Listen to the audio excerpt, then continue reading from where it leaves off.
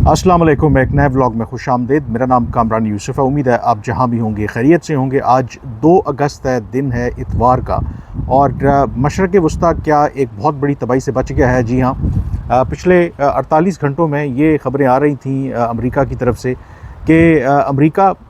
Israel के साथ मिलकर ईरान के ख़िलाफ़ एक ऐसी बड़ी कार्रवाई करने वाला है जिसका ख़ुद अमेरिकी सदर ट्रंप ने कहा कि शायद दूसरी जंग अज़ीम के बाद वो सबसे बड़ी कार्रवाई होती किसी भी मुल्क के ख़िलाफ़। और उसमें बुनियादी तौर पर बताया ये गया था कि जो ईरान का तवानाई का ढांचा है, बुनियादी ढांचा है, उसको इस मरतबा निशाना बनाया जाएगा। और इस ख़बर ने इसलिए भी तक़वियत पकड़ी क्योंकि मुमकिना कार्रवाई से पहले पूरे मशरक़ वस्ता में जहाँ जहाँ अमरीकी सफारत खाने हैं उनकी तरफ से एक स्टेटमेंट जारी हुआ। स्टेट डिपार्टमेंट ने भी स्टेटमेंट जारी किया। इनफैक्ट एक ट्रैवल एडवाइजरी थी जिसमें मशरक़ वस्ता में रहने वाले जो अमरीकी शहरी हैं उनको ख़बरदार किया गया था कि वो मुमकिना तौर पर ख़ित्ते में बढ़ती और बिगड़ती जो सूरत हाल है उसके पेश नज़र फ़ौरी तौर पर या तो मशरक़ वस्ता से निकल जाएँ या फिर तैयार रहें किसी भी मुमकिना एस्केलेशन की सूरत में कि वो फ़ौरी तौर पर निकल जाएँ मशरक़ वस्ता से। और उन्होंने ये भी कहा था कि इस सारी सूरत हाल के पेश नज़र आइंदा आने वाले दिनों में जो फ़्लाइट्स हैं उसकी कैंसलेशन भी हो सकती है, जो फ़्लाइट ऑपरेशन है वो डिस्टर्ब भी हो सकता है। और इस ट्रैवल एडवाइजरी के बाद डेफ़िनेटली पूरे ख़ित्ते में, पूरी दुनिया में ये कंसर्न बढ़ता चला जा रहा था कि शायद एक बहुत बड़ी कार्रवाई अमेरिका प्लान करने जा रहा है। लेकिन फिर हमने देखा कि जो रीजनल प्लेयर्स हैं वो एक्टिव हुए। एक तरफ ईरान के वज़ीर ख़ारजा अब्बास अराग़ची ने रात गए पाकिस्तान के फ़ील्ड मार्शल सैयद आसिम मुनीर से टेलीफ़ोन पर रब्ता किया। उसी के साथ अब्बास अराग़ची की टेलीफ़ोन पर तुर्की के वज़ीर ख़ारजा फ़िदान हक़ान से बात हुई। और जो बयान जारी किया गया ईरान की वज़ारत ख़ारजा की तरफ से, उसमें एक तो जो मुमकिना तौर पर अमेरिका और इज़राइल मिलकर ईरान के ख़िलाफ़ एक बड़ी कार्रवाई कर रहे हैं। ईरान के वज़ीर ख़ारजा ने उससे मुताल्लिक़ ईरान के जो कंसर्न्स हैं उनसे पाकिस्तान के फ़ील्ड मार्शल और तुर्की के वज़ीर ख़ारजा को आगाह किया और ये वाज़ेह किया कि किसी भी इस तरह की कार्रवाई के नतीजे में ईरान ना सिर्फ भरपूर जवाबी कार्रवाई करेगा बल्कि जहाँ जहाँ से अमरीकी बेसिस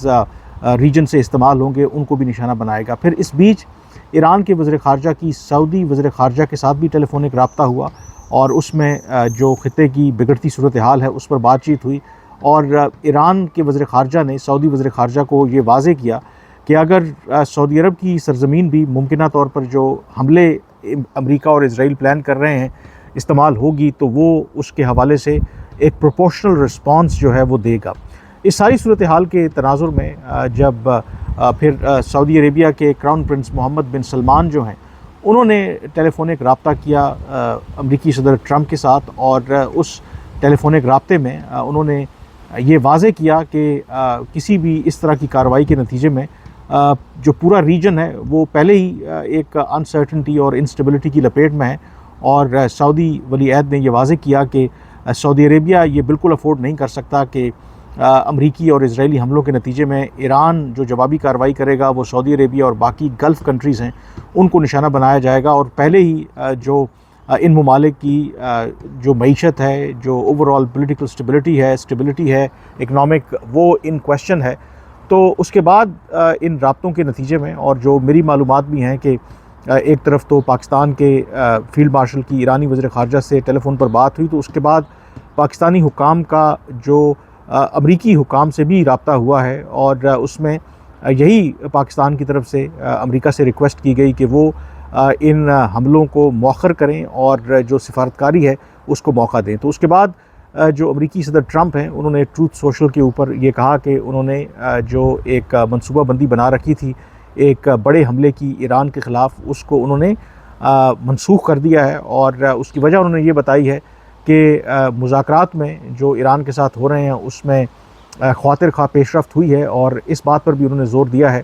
कि जो एक बुनियादी ढांचा है ईरान और अमेरिका के दरमियान मुआहदे के हवाले से उस पर इत्तेफाक है। और उन्होंने कहा है कि जल्द वो चाहते हैं कि इसके हवाले से ईरान के साथ एक डील हो। अब जो ईरान के साथ डील वाला मामला है, पहले तो ईरान का जो न्यूक्लियर प्रोग्राम है वो तो अपनी जगह के ऊपर कई अशरों से एक इशू चलता आ रहा है, लेकिन इस जंग के नतीजे में जो स्ट्रेट ऑफ हॉर्मूज़ है वो एक ऐसी बड़ी रुकावट बन के सामने आया है जिसकी वजह से बाकी मामलात आगे बढ़ नहीं रहे। अब ईरान का जो मौक़िफ़ है वो स्ट्रेट ऑफ हॉर्मूज़ के ऊपर मुकम्मल कंट्रोल चाहता है। अमेरिका दूसरी तरफ चाहता है कि ईरान गैर मशरूत तौर पर स्ट्रेट ऑफ हॉर्मूज़ को रीओपन करे और कोई फ़ी वगैरह चार्ज ना करे। लेकिन इत्तला ये है कि जो ईरानी वज़ीर ख़ारजा अब्बास अराग़ची ने पाकिस्तान के ज़रिए कुछ जो पैगामात का तबादला हुआ है अमेरिका से, उसमें इसकी तस्दीक तो अभी नहीं हुई, लेकिन कहा यह जा रहा है कि शायद एक दरमियानी रास्ता ढूंढने की कोशिश की जा रही है जिसमें दोनों के लिए वो काबिल कबूल हो। और उस पर एक जो प्रपोज़ल सामने आया है उसमें ये बताया गया है कि जो स्ट्रेट ऑफ हॉर्मूज़ को है उसको इस तरीके से रीओपन किया जाए कि जो स्ट्रेट ऑफ हॉर्मूज़ में दाखिल होने के लिए जो भी शिप्स हैं वो रास्ता इख्तियार करेंगे जो ईरान की कोस्टल लाइन से गुजर के जाता है, जिसे नॉर्दर्न रूट भी कहते हैं। और जो शिप्स स्ट्रेट ऑफ हॉर्मूज़ से बाहर निकलेंगे यानी कि वापसी रास्ते पर आएंगे, तो उसके लिए वो ओमान की जो कोस्टल लाइन है जिसे सदर्न रूट कहते हैं वो रूट इस्तेमाल कर सकते हैं। ये एक तजवीज़ जो है वो सामने आई है। इससे पहले भी ओमान और ईरान के दरमियान जो बातचीत हो रही थी उसमें एक रीजनल मैकेनिज़्म की बात की गई थी, लेकिन ये जो लेटेस्ट प्रपोज़ल सामने आया है उसमें एक मिडल वे ढूंढने की कोशिश की गई है, यानी कि ईरान को भी जो वो फेस सेविंग चाहिए वो भी उसके लिए उसमें एक ऑप्शन रखा गया है, जबकि दूसरी तरफ जो अमेरिका और बाकी जो खलीजी ममालिक हैं उनके जो कंसर्न्स हैं उनको भी एड्रेस किया गया है। लेकिन इसमें जो सबसे इम्पॉर्टेंट बात है ये बहुत हद तक इस बात पर इसका इन्हिसार है कि क्या जो अमेरिका और ईरान वाकई इस तरह के किसी प्रपोज़ल को मानेंगे। इसमें जो पहले भी मैं ज़िक्र कर चुका हूँ, जो इम्पॉर्टेंट नुक्ता है वो ये है कि क्योंकि ईरान ने भी एक पोजीशन ले रखी है स्ट्रेट ऑफ हॉर्मूज़ के हवाले से, अमेरिका की भी एक अपनी पोजीशन है, तो मुमकिना तौर पर अब देखा जा रहा है कि ओमान और ईरान के दरमियान स्ट्रेट ऑफ हॉर्मूज़ को लेकर के किस तरीके से मैनेज करना है। जो बातचीत चल रही है वो एक ऐसा रास्ता फराहम कर सकता है दोनों मुल्कों को और बाकी रीजन के ममालिक को कि इस बिगड़ती हुई सूरत हाल से निकला जा सके। तो अगर तो ये जिस तरह मैंने तजवीज़ की बात की है कि जो रूट्स किस तरीके से इस्तेमाल किए जाएँ जिसमें ईरान के राइट को भी एक्सेप्ट किया गया है, फिर दूसरी तरफ जो ओमान है उसके राइट को भी एक्नॉलेज किया गया है, अगर इस पर कोई इत्तेफाक हो जाता है तो डेफ़िनेटली बातचीत आगे बढ़ सकती है। लेकिन ओवरऑल इस सारी सूरत हाल के नतीजे में एक बात तो वाज़ेह है कि अमेरिका के पास कोई क्लियर कट इस वक्त प्लान समझ नहीं आता कि इस जंग से कैसे निकलना है, क्योंकि उन्होंने नाकाबंदी करके भी देखी है, उसके अलावा जो बमबारी करके भी देखी है, और मज़ीद उन्होंने ये धमकी लगाई थी कि वो एक लास्ट रिज़ॉर्ट के तौर पर जो उनकी तवानाई का ढांचा है उसको निशाना बनाएंगे। बल्कि यहाँ तक बात हो रही थी कि ऐसे प्रपोज़ल की कि इस तरीके से ईरान को हिट किया जाए कि जो उसकी बिजली की सप्लाई लाइन है ईरान की मुकम्मल तौर पर कट ऑफ कर दी जाए। लेकिन सवाल यही है कि क्या अगर वो एक्सरसाइज ये करते हैं अपनी जो ऑप्शन, तो ईरान ने ये पहले भी इस्टेब्लिश किया है कि वो रिटेलिएट किया है उसने, और रिटेलिएट किया है गल्फ़ कंट्रीज़ के ऊपर। और ईरान ये वाज़े कर चुका है कि अगर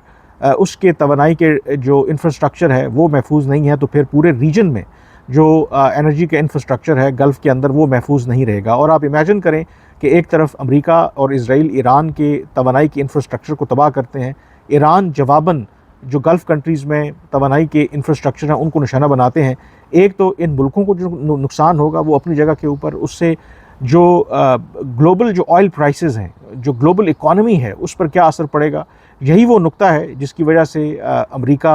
हेसिटेट कर रहा है कि इस ऑप्शन पर जाने के लिए। बट ये भी मुमकिन है कि अमेरिकी सदर ट्रंप का जो स्टाइल रहा है कि जो उन्होंने एक बिल्डअप किया प्रेशर पिछले 24 घंटों में, उसका मकसद ईरान के ऊपर दबाव डालना, उनको मजबूर करना कि वो बाकायदा तौर पर बातचीत के ज़रिए जो कंसेशन है उनको देने के लिए तैयार हों। लेकिन क्या ये जो अब एक पॉज़ एक दफ़ा फिर हमें देखने को मिला है उसके नतीजे में कोई ब्रेक थ्रू होगा? जैसे मैंने कहा कि उसका बहुत हद तक दारोमदार ओमान और ईरान के दरमियान स्ट्रेट ऑफ हॉर्मूज़ को लेकर के जो बातचीत हो रही है, अगर इन दोनों मुल्कों के दरमियान कोई ऐसा फ्रेमवर्क तय पा जाता है, और मेरा जो ख़्याल है कि इसमें जो भी फ्रेमवर्क होगा उसमें रीजन के ममालिक, अमेरिका की भी आशीर्वाद हासिल होगी, और उस सूरत में फिर मुमकिना तौर पर एक ऐसा राह तलाश की जा सकती है कि जिससे तमाम फ़रीक़ैन को इस जंग से निकलने का एक मौका मिल सकता है, और फिर जो बाकी इश्यूज़ हैं उनके ऊपर भी बातचीत हो सकती है। एक और इशू जो सोशल मीडिया के ऊपर बहुत ज़्यादा डिस्कशन और डिबेट हो रही है इसको लेकर के, वो बुनियादी तौर पर हो रही है जो एक पाकिस्तान का जो किरदार है इस सारी सूरत हाल के अंदर। प्रोफेसर मरंडी एक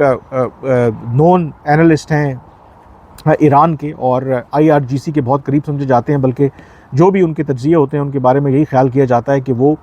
ईरान की जो रियासत है IRGC है उसकी पॉलिसी को रिफ़्लेक्ट कर रहे हैं। तो उन्होंने एक हाल ही में इंटरव्यू दिया और उसमें उन्होंने आप कह लें कि तंज़ किया पाकिस्तान के ऊपर। बात उन्होंने ये की कि पाकिस्तान कि ईरान जो है वो बाकी मुस्लिम ममालिक की तरह नहीं है। मसलन उन्होंने ज़िक्र किया कि पाकिस्तान और इजिप्ट की तरह कि वो दबाव बर्दाश्त कर लें, बैरूनी दबाव। ईरान जो है वो अपने जो सलामती का अपने का तहफ़्फ़ुज़ करना जानता है। उनके इस जो वीडियो इंटरव्यू के बाद बहुत ज़्यादा बैकलैश हमने देखा कि पाकिस्तान में लोगों ने उस पर रिएक्ट किया और रिमाइंड करवाया कि ये जो ईरान ने और उनके ये जो एक्सपर्ट हैं जिस तरीके से पाकिस्तान को तंज़िया निशाना बनाया है और उसमें बहुत से लोगों ने अपनी राय का इज़हार किया। मुशाहिद हुसैन ने बाकायदा तौर पर भी अपने जो कंसर्न्स हैं वो शो किए और बताया कि किस तरीके से पाकिस्तान ने मुश्किल सूरत हाल में ना सिर्फ आज को बल्कि इराक़ और ईरान वॉर जो 8 साल रही जारी और पूरी जो मगरिब था, पूरा जो गल्फ़ था वो ईरान के अगेंस्ट था, उस मौके के ऊपर भी उस वक्त के जो सदर थे जनरल ज़िया-उल हक़, उन्होंने ईरान के सुप्रीम लीडर को पाकिस्तान के जो नेशनल डे था, जो कौमी परेड थी, उसमें बतौर मेहमान ख़ुसूसी दावत दी। और कभी भी पाकिस्तान ने ईरान के ख़िलाफ़ उस तरीके से कोई इक़दामात नहीं किए। इवन जब 28 फरवरी को जो हमले किए इज़राइल और अमेरिका ने पाकिस्तान ने, उसकी भी मज़म्मत की। ईरान के सुप्रीम लीडर की जो असैसिनेशन है उसमें पाकिस्तान में बाकायदा तौर पर शोक का ऐलान किया गया। फिर उनके नमाज़ जनाजा में पाकिस्तान की सिविल मिलिट्री क़यादत ने शिरकत की। तो ये जो इस तरह के बयानात हैं पाकिस्तान को इस एंगल से देखना ये बिल्कुल भी ठीक नहीं। इंटरेस्टिंगली उन्होंने ये भी कहा कि 2003 में जो IAEA में रिपोर्ट सबमिट करवाई ईरान ने, जो उनका अपने न्यूक्लियर प्रोग्राम के हवाले से था, और उसी की बुनियाद के ऊपर जो पाकिस्तान के ऊपर ये इल्ज़ाम लगा कि हमने ईरान को मुबैना तौर पर न्यूक्लियर टेक्नोलॉजी फ़राहम की है, और उनको रिमाइंड करवाया कि हर मुल्क जो है अपने इंटरेस्ट को सामने रखते हुए फ़ैसले लेता है, और जिस तरह ईरान फ़ैसले ले रहा है उसी तरीके से पाकिस्तान भी अपने इंटरेस्ट को सामने रखते हुए फ़ैसले ले रहा है। तो उसके बाद जो प्रोफेसर मरंडी हैं उन्होंने एक वजाहत देने की ज़रूर कोशिश की। उन्होंने कहा है कि उनके इस बयान को जिस तरीके से रिएक्ट किया जा रहा है, तो उन्होंने ये कहा कि हमेशा से अपने ख़यालात में उन्होंने पाकिस्तान की आवाम का शुक्रिया अदा किया है कि वो बिल्कुल ईरान के साथ हैं। लेकिन यहाँ पर अगेन जो उन्होंने वजाहत दी उस पर भी डिबेट शुरू हुई कि उन्होंने पाकिस्तान के अवाम का नाम लेके रियासत पाकिस्तान को उससे अपने फिर कहीं ना कहीं आप कह सकते हैं कि उंगली उठाने की कोशिश की। तो उस पर भी बहुत से लोगों ने रिमाइंड करवाया कि ये रियासत पाकिस्तान की पॉलिसी है जिसमें हमने इस सारी सूरत हाल के अंदर बतौर मीडिएटर के तौर पर रोल प्ले किया और ईरान का साथ दिया, और ईरान की आवाम ने, ईरान की पार्लियामेंट ने खुद पाकिस्तान का जो शुक्रिया है वो अदा किया है। बहरहाल ये क्योंकि एक ऐसी गंभीर सूरत हाल है और ख़ास करके वो ममालिक जो बराह रास्त इस कॉन्फ्लिक्ट में शामिल नहीं है, उनके लिए एक तवाज़ुन मेंटेन करना इतना आसान नहीं है। But fact of the matter is, इसमें कोई शक नहीं है, इर्रिस्पेक्टिव के मैं बतौर पाकिस्तानी बात कर रहा हूँ, कि पाकिस्तान का जो भी मीडिएशन का रोल था उसका अमेरिका से ज़्यादा ईरान को फ़ायदा हुआ। मेरा नहीं ख्याल कि उसका पाकिस्तान का जो पर्पज़ था उसका फ़ायदा को अमेरिका को फ़ायदा पहुँचाना था, बल्कि ईरान को किसी बड़े नुकसान से बचाना था। और उसके साथ साथ एक ऐसी सूरत हाल और एक ऐसी सिचुएशन, एक ऐसा इन्वायरमेंट क्रिएट करना था कि जहाँ पर अमेरिका बातचीत के ज़रिए मामलात को हल करे। और ये पाकिस्तान ने ही, जो इस्लामाबाद MOU साइन हुआ, कन्विंस किया अमेरिकी सदर ट्रंप को कि जो अहदाफ आप फ़ौजी ताकत के ज़रिए हासिल करना चाहते हैं वो बातचीत के ज़रिए हल हो सकते हैं। और अमेरिकी सदर ट्रंप ने पाकिस्तान की उस बात को माना। मैं इस बात का ख़ुद गवाह हूँ। एक अहम मुल्क के जो एम्बेसडर ने ख़ुद ये पब्लिकली मेरे साथ ये एतराफ़ किया कि अगर ये पाकिस्तान ना होता और पाकिस्तान ने जिस तरीके से ट्रंप के फ़ैसलों के ऊपर पाकिस्तान असरअंदाज हुआ, तो आज उनका ख़्याल था कि शायद सूरत हाल ईरान की बहुत मुख्तलिफ होती। ये पाकिस्तान के कहने के ऊपर ही चीज़ें जो हैं, अगर कुछ एक उम्मीद पैदा हुई है डिप्लोमेसी के ज़रिए मामलात को हल करने के लिए, तो उसमें क्रेडिट पाकिस्तान को जाता है। और थोड़ा सा वो ख़ुद भी नाराज़ थे कि ईरान जो अपैरेंटली लगता है कि वो थोड़े आसान फरामोश भी हैं, कि उस तरीके से उन्होंने पाकिस्तान को क्रेडिट नहीं दिया। तो खैर ये ब्लेम गेम मेरे ख्याल में चलती रहेगी। बट मोर इम्पॉर्टेंटली इस वक्त सबसे अहम सवाल ये है कि वक्ती तौर पर तो ये ख़तरा टला है, लेकिन अगर ये स्टेलमेट बरकरार रहता है, अगर ये डेडलॉक बरकरार रहता है, तो क्या इसी तरीके से ये मामला चलते रहेंगे? मैं पहले भी ये ज़िक्र कर चुका हूँ कि स्ट्रेट ऑफ हॉर्मुज़ को हर सूरत में खुलना होगा, आइदर वो बातचीत के ज़रिए खुले या फिर जो आप कह सकते हैं कि फ़ौजी ताकत के ज़रिए उसको खोला जाए। बट एक अच्छी खबर यही है कि जो इमीडिएट एक थ्रेट थी कि शायद हालात जो हैं वो ख़राब हो सकते हैं, कम से कम वो जो थ्रेट है फॉर द टाइम बीइंग जो है आप उसे कह सकते हैं कि फ़िलहाल के लिए वो ख़तरा जो टल गया है। लेट्स सी आगे क्या होता है, जो भी डेवलपमेंट होगी मैं अपडेट करता रहूँगा। फ़िलहाल आपसे इजाज़त चाहूँगा। अल्लाह हाफ़िज़।